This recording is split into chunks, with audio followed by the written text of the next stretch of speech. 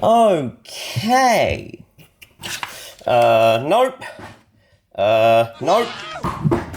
I'd forgotten that I was worthy. Oh, hey guys! Oh, I'm real sorry that I put you in there. Totally forgot. Anyway, let's go through some more films and TV shows that you can't find available on any streaming service. Welcome back to Unstreamable. But first, here's...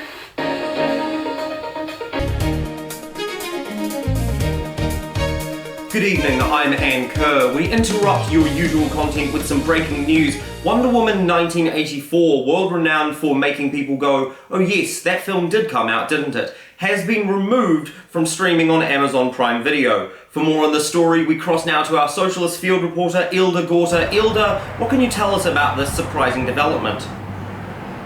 Thanks, Anne. I'm here standing outside your local public library to remind you that not all physical media is controlled by mega corporations. The 2020 film starring Gal Gadot was removed from the service earlier this week. While it is still possible to digitally rent or purchase the film through Prime Video, it is no longer included with the monthly fee at any tier. Interesting. Hilda, has this update affected its availability on any of the other streaming platforms? Surprisingly not. The film is still available to view through Netflix and Neon. Neon also hosts the original 2017 Wonder Woman film, as does Prime Video. When asked for an explanation, a representative from Prime Video explained that the streaming rights had been transferred to both HBO Max and Cinemax. Both companies operate under the same parent corporation, that being Warner Brothers Discovery. And Ilda, just so that we're clear, are corporations your friend with your best interests at heart? Corporations aren't my friend, Anne, nor are they yours. Ultimately, the goal of any company is to increase their profit margin. Capitalism is a system that requires infinite growth and ultimately will bleed the poorest of us dry while allowing the rich to obtain more and more wealth until they are near indistinguishable from dragons sitting atop a hoard of gold. The only reason why we haven't switched to a more sustainable and environmentally friendly system is that ultimate promise that some of the poor will one day become rich, even though the statistics do not ultimately back that up. Hilda Gorta, thank you. And we'll be sure to update you with any developments on this story as they arise. For Unstreamable, I'm Ann Kerr. Here are the rules, moving on. What do you mean you didn't get a chance to see him? Just go back and watch one of the other episodes. Okay, since I'm feeling in such a charitable mood, here, you can look at them again. Actually, that felt nice to be nice. And since I'm in such a charitable mood... Hey you! Oh God, what do you want? What? Nothing at all. I'm just feeling generous. Hey, catch! Why have you just given me a copy of The Hitchhiker's Guide to the Galaxy categorizes online streaming sites as one of the odd fads that humans on the planet Sol 3 were obsessed with in the early 21st century. However, much like their intrinsic fascination with soups, broths, and milkshakes, humanity outgrew streaming sites in 2037 after a well-intentioned 7-year-old from Denmark inquired, why would we continue to pay more and more for something that gets less and less useful? Coincidentally, the televisual adaptation of The Hitchhiker's Guide to the Galaxy is not available to stream on any such service, partially due to complex rights issues with the British Broadcasting Corporation, and partially out of respect to the ill-fated adaptation of the Encyclopedia Galactica, a show that stirred up so much controversy it deleted itself from all streaming platforms, politely apologized for the mess it had made, and then ceased to have ever existed at all.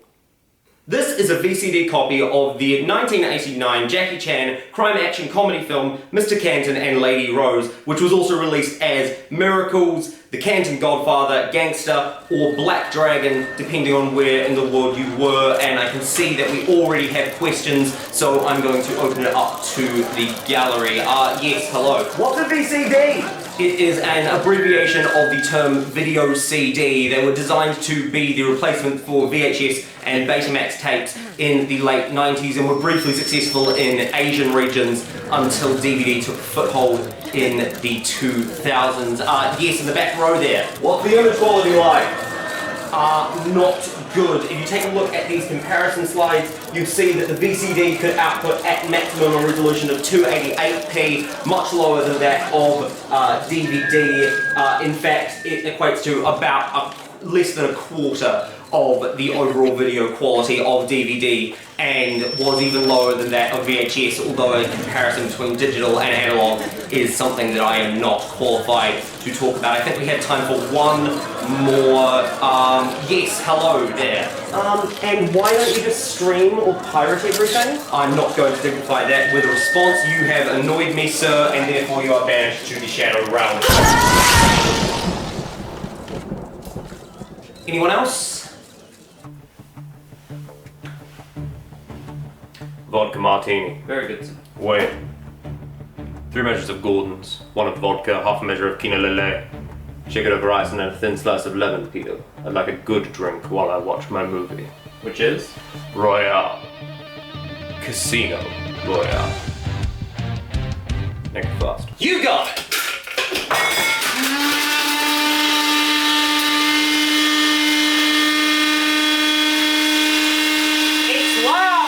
Yes, I can hear that. What? Do you guys know that Ryan Reynolds can act? Like, really, really well. For example, nope. For example, in The Voices, a 2014 psychological thriller, he plays a schizophrenic man called Jerry. And the entire film is just about him really trying to impress people and get along with his co-workers. It's got Gemma Arterton, it's got Anna Kendrick, it's got some gruesome murder scenes, but honestly, it's just a really good movie, and it's probably his best performance, so I can really highly recommend it. And hey, since you're already on a roll with telling people about Ryan Reynolds movies from the mid-2010s, what do you think about Deadpool?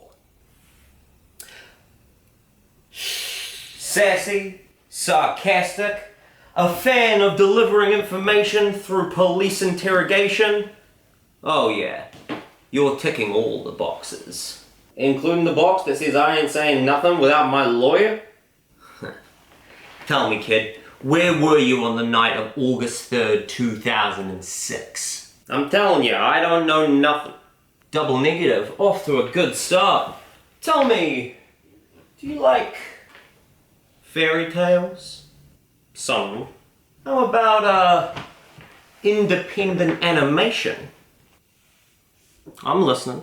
Well then, maybe you'll talk about Hoodwinked, a 2006 retelling of the story of Red Riding Hood, involving the Wolf as an investigative reporter, the Woodsman as an aspiring actor, Granny as an extreme sports enthusiast, and a fast-talking squirrel who may be the funniest animated character in recent history. Wait. So you got me in here just to tell me about a kids film? Yeah, I just think more people should know about it. So, I can go? Well, that depends. What do you know about tax fraud? Tax fraud? That's my favorite pastime. I do it every Saturday. Ah, shit. How you feeling about the episode there, buddy? You know what? I'm actually pretty proud of this one. I think I'm starting to really hit my stride with this series. Good. You do know that if you sold all of these things, you could afford some petrol and food. Ooh, maybe even take some friends out for a nice steak dinner. Really? Interesting.